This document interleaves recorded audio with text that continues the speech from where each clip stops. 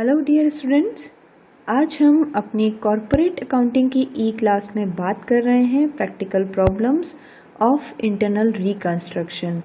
जी हाँ स्टूडेंट्स, आज हम एक ऐसे प्रैक्टिकल प्रॉब्लम को लेकर बात करेंगे जो कि आपको कंप्लीट इंटरनल रिकंस्ट्रक्शन यानी आंतरिक पुनर्निर्माण चैप्टर को बहुत अच्छे से एक्सप्लेन कर देगा। तो चलते हैं आज की ई क्लास की ओर। स्वागत है आपके डॉक्टर विनीता अरोड़ा की क्लास में।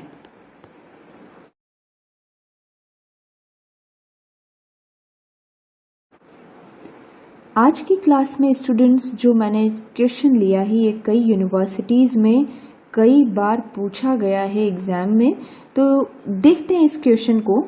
The balance sheet of unfortunate limited आपको दिया हुआ है, एक अनफॉर्चुनेट लिमिटेड की बैलेंस शीट जो कि 31 मार्च 2021 की है। बैलेंस शीट क्या कहती है ये हम थोड़ा देख लेते हैं।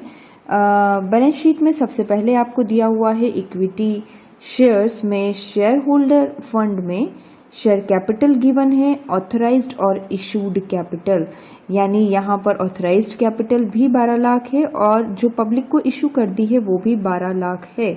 12,000 इक्विटी शेयर्स हैं और 100 रुपीज़ पर है। नाउ सब्सक्राइब्ड कितनी हुई है, इसमें से सब्सक्राइब्ड हुई है एक्चुअली 100 रुपीज़ का एक शेयर है जिस पर 70 रुपये ही कॉल हुआ है। तो ऐसी स्थिति में 12,000 इक्विटी शेयर्स का 70 पेडअप शेयर के अकॉर्डिंग 8,40,000 का सब्सक्राइब्ड शेयर है।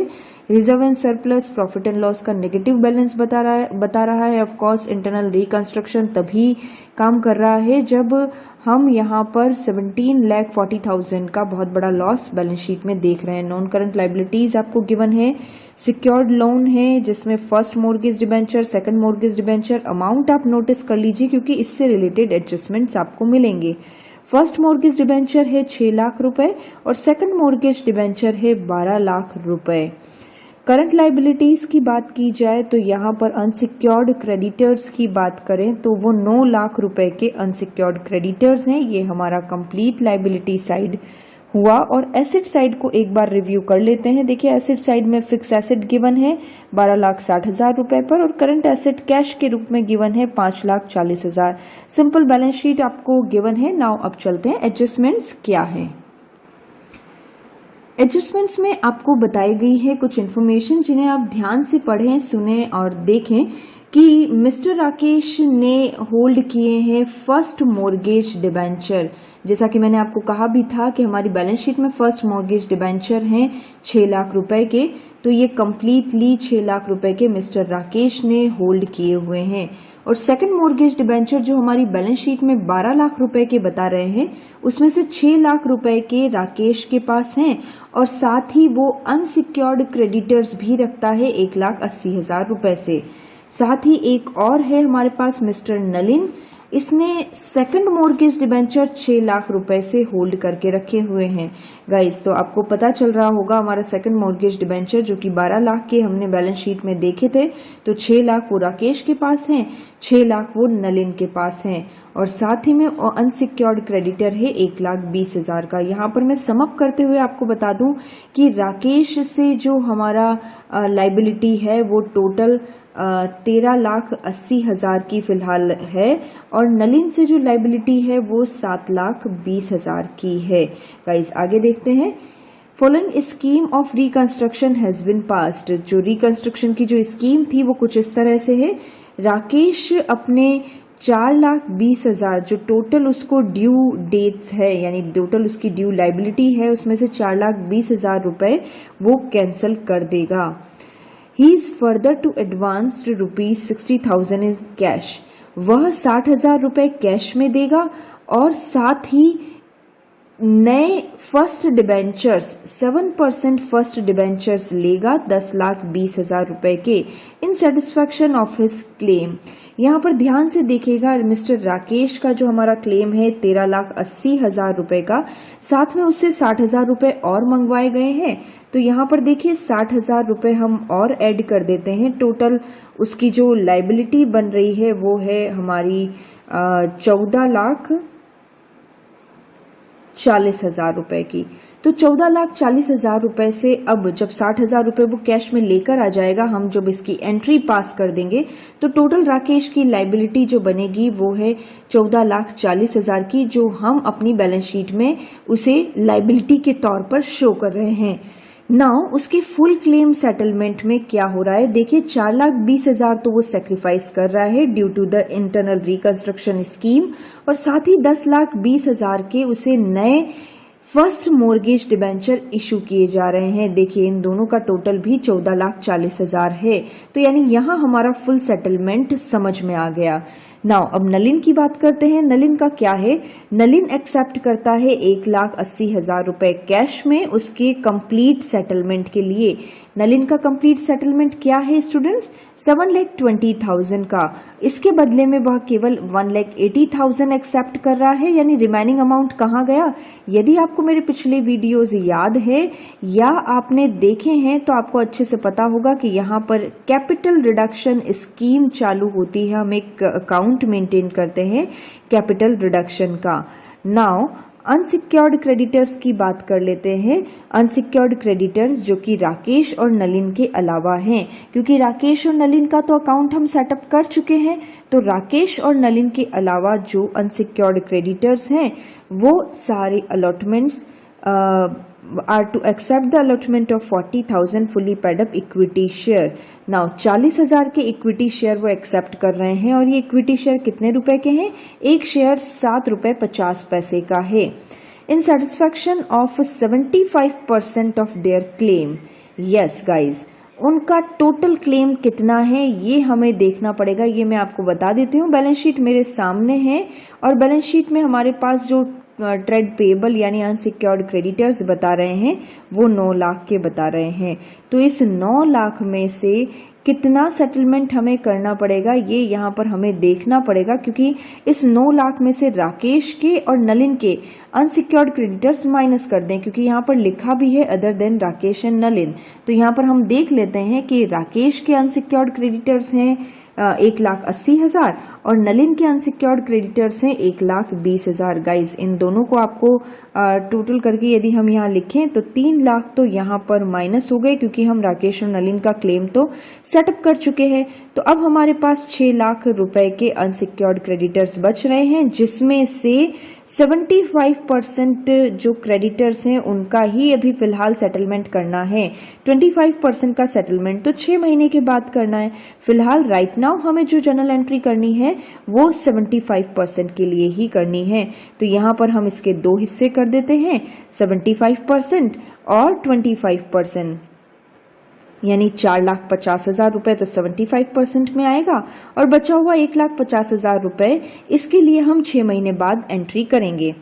Now the authorised capital is to be increased accordingly. जो ऑथराइज्ड कैपिटल होगी ध्यान दीजिएगा उसको इसी अकॉर्डिंग बढ़ाया जाएगा जितने की हमारे इक्विटी शेयर कैपिटल इशू हो रही है। नाउ फाइनल कॉल ऑफ 30 पर share of existing 12,000 equity share to be made. जो 12,000 इक्विटी शेयर्स हैं जिनके लिए मैंने आपको बताया था कि ये फुल्ली पैडअप नहीं है, हमने बैलेंस शीट में देखा था 12,000 इक्विटी शेयर पर 70 रुपीज़ ही मंगवाए गए थे, यानी अब 30 रुपीज़ उनसे कॉल किए जाए और फिर 92 रुपीज़ 50 पैसा तो उनसे सेक्रीफाइस कर दिया जाए और 7 रुपीज़ 50 पैसा का फुल्ली पैडअप शेयर बना दिया जाए, यानी 100 के 2 हिस्से करें।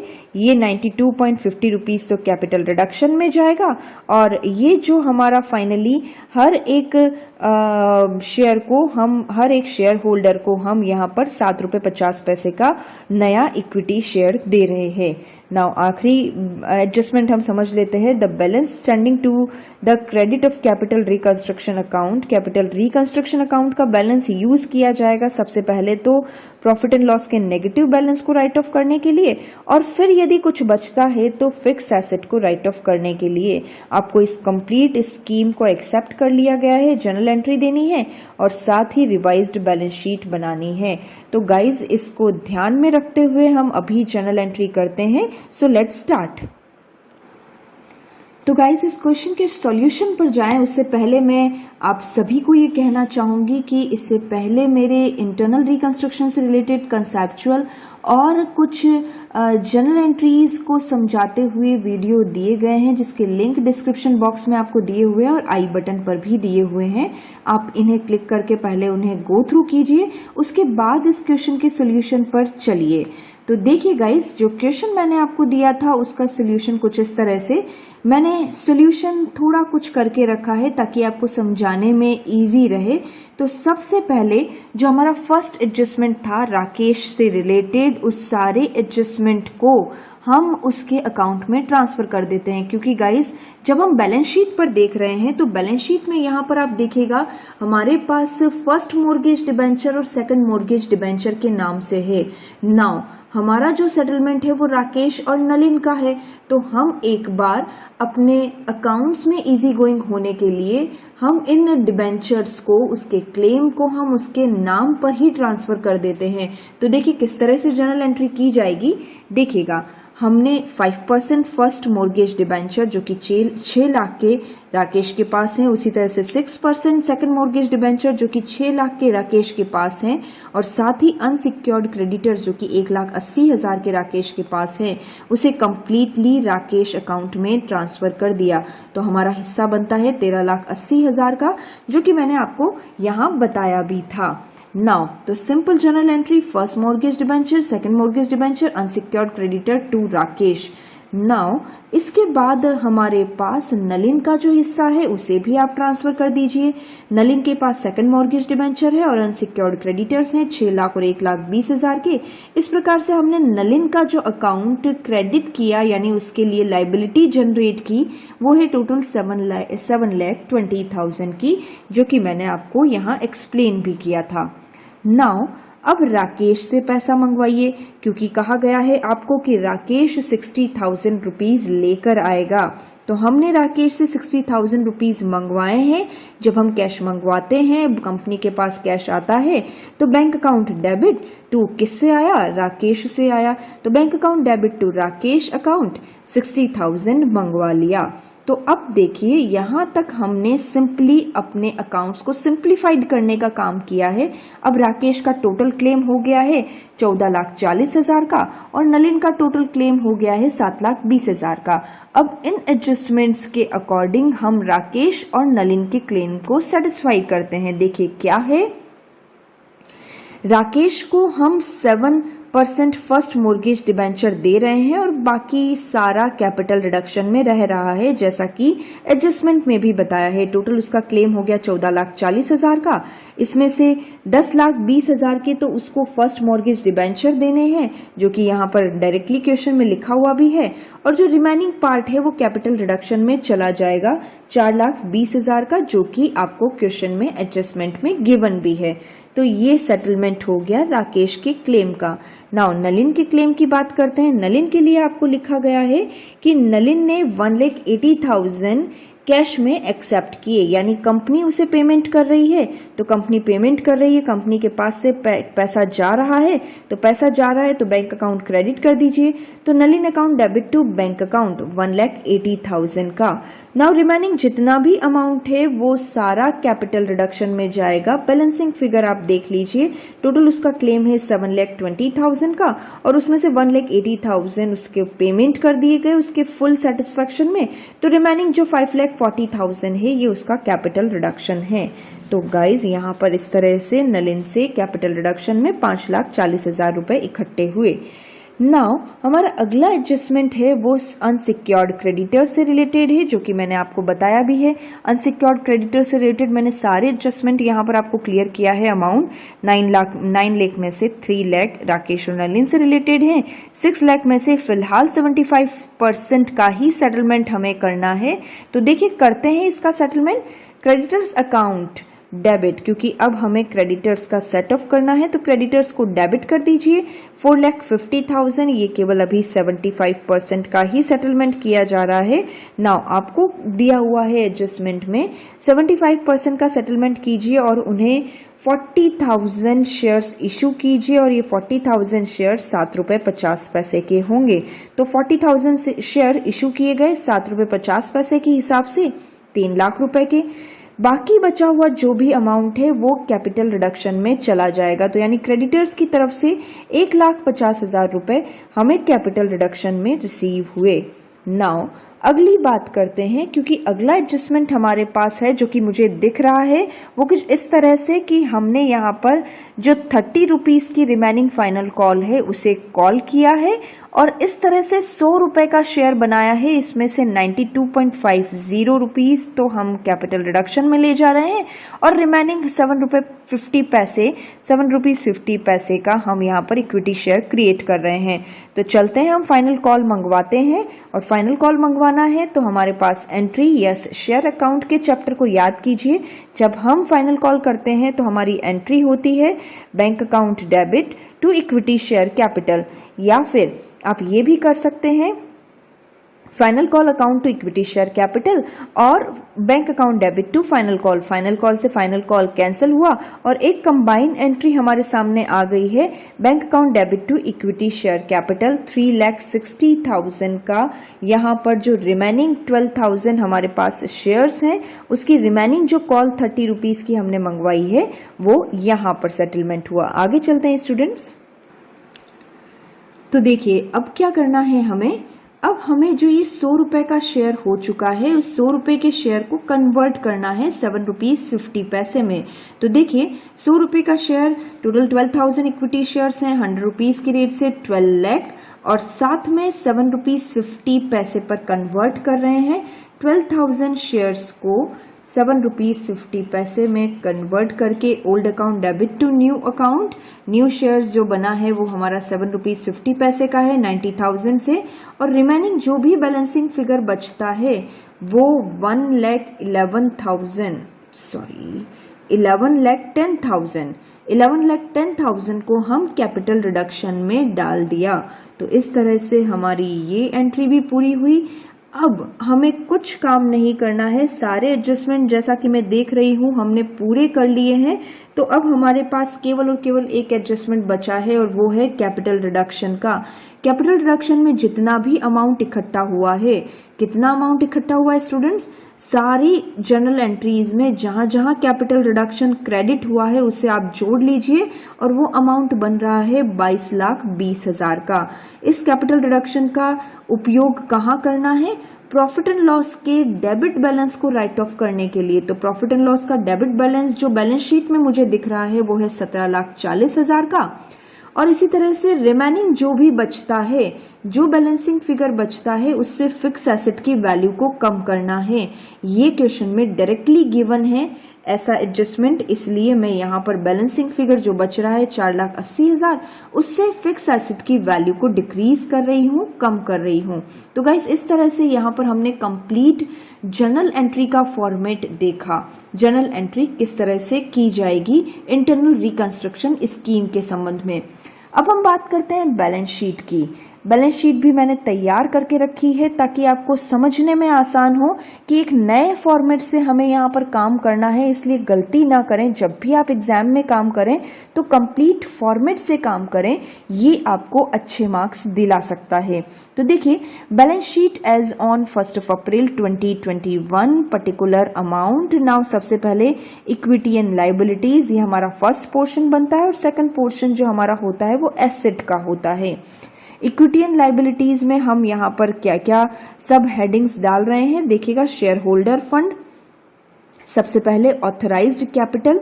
ऑथराइज्ड कैपिटल किस तरह से होगी, क्योंकि हमारे पास एडजस्टमेंट में लिखा हुआ भी है कि ऑथराइज्ड कैपिटल अकॉर्डिंगली बढ़ाई जाएगी। तो टोटल हमारे पास 12 लाख की पहले शेयर कैपिटल थी और हमारे पास 7 रुपीज़ 50 पैसे के इक्विटी शेयर्स जनरेट हो रहे हैं। तो इन्हें आपस में डिवाइड करने के बाद हमें मिला है 1,60,000। तो अब हमारी इक्विटी शेयर्स में 1,60,000 के तो इक्विटी शेयर्स होंगे, 7 रुपये 50 पैसे एक शेयर की वैल्यू होगी और हमें जो ऑथराइज्ड कैपिटल मिली है वो है 12 लाख, जो पहले भी इतनी थी अभी भी इतनी है, केवल नंबर ऑफ शेयर हमारे इंक्रीज हो गए हैं। Now but issued and subscribed capital कितनी है? देखिए, सबसे पहले इशूड कैपिटल में हमारे पास 12,000 इक्विटी शेयर हैं 7 रुपये 50 पैसे के, जो आपको अच्छी तरह से याद होगा कि हमने इशू किए थे हमारे क्रेडिटर्स को 90,000 पर। तो गाइज ये हमारे 12,000 इक्विटी शेयर 7 रुपये 50 पैसे पर हो गए और यहाँ पर 40,000 इक्विटी शेयर्स हैं जो कि 7 रुपये 50 पैसे के हैं, अदर देन कैश इशू हुए हैं। ये 40,000 हमने लिए हैं क्रेडिटर्स के, जो कि यहाँ पर 40,000 इक्विटी शेयर्स हमने क्रेडिटर्स को इशू किए थे 7 रुपये 50 पैसे के 3 लाख के। और ये जो 12,000 इक्विटी शेयर हैं गाइज, ये हमें मिल रहे हैं यहाँ से, क्योंकि हमने यहाँ पर इक्विटी शेयर जनरेट किए हैं 7 रुपये 50 पैसे के डायरेक्टली। तो यहाँ पर टोटल इक्विटी शेयर जो हमारे पास इशूड और सब्सक्राइब्ड हैं वो बनता है 3 लाख रुपए का और 90,000 रुपए का। ध्यान दीजिएगा, आपकी जो जर्नल एंट्रीज है उनको देखते हुए ही आपको बैलेंस शीट प्रिपेयर करनी है। नाउ नॉन करंट लाइबिलिटीज में हमारे पास है लॉन्ग टर्म बोरोइंग्स, केवल हमारे पास फर्स्ट मॉर्गेज डिबेंचर्स ही हैं जो कि हमने राकेश को इशू किए हैं 10,20,000 के। और साथ ही हमारे पास जो करंट लाइबिलिटी बची हुई है, जो ट्रेड लाइबिलिटी, जो ट्रेड पेबल्स जो है हमारे पास, जो रिमेनिंग 25% जिसका हम 6 महीने बाद एंट्री करेंगे, वो है 1,50,000 जो अभी हमारा बचा हुआ है। लाइबिलिटी में अब कुछ हमारे पास देने को नहीं है, तो इसका टोटल हमने देख लिया है 15,60,000 का। नाउ एसेट साइड में देखते हैं क्या हमारी बैलेंस शीट मैच होती है। तो देखिए, एसेट साइड में हमारे पास फिक्स एसेट जो हमारी पुरानी बैलेंस शीट में 12,60,000 रुपए बता रही थी, उसमें से 4,80,000 रुपए हमने यहाँ पर डिक्रीज कर दिए, जो कि कहा भी गया था। तो इस अकॉर्डिंग अब हमारे पास जो फिक्स एसेट की वैल्यू बची है वो 7,80,000। साथ ही हमारे पास करंट एसेट भी है जो कि है कैश एट बैंक के तौर पर। कैश एट बैंक को मैंने किस तरह से कैलकुलेट किया है, ये जर्नल एंट्रीज में जहां जहां पर भी कैश या बैंक अकाउंट को मैंने डेबिट किया था उसे जोड़ लिया, और जहां मैंने कैश या बैंक अकाउंट को क्रेडिट किया था उसे मैंने माइनस कर लिया। ये 1,80,000 हमने पेमेंट भी किया था हमारे नलिन को, और इस तरह से 1,80,000 माइनस करते हुए टोटल हमारे पास 7,80,000 का कैश एट बैंक क्रिएट हुआ। टोटल देखिए इसकी 15,60,000। एसेट साइड में भी सही हमारी टोटल मिल गई। तो इस तरह से गाइज हमारी यहाँ पर टोटल मैच करते हुए बैलेंस शीट का फॉर्मेट मैंने आपको आज की क्लास में बताया, साथ ही एक जर्नल एंट्रीज पर भी मैंने बात की।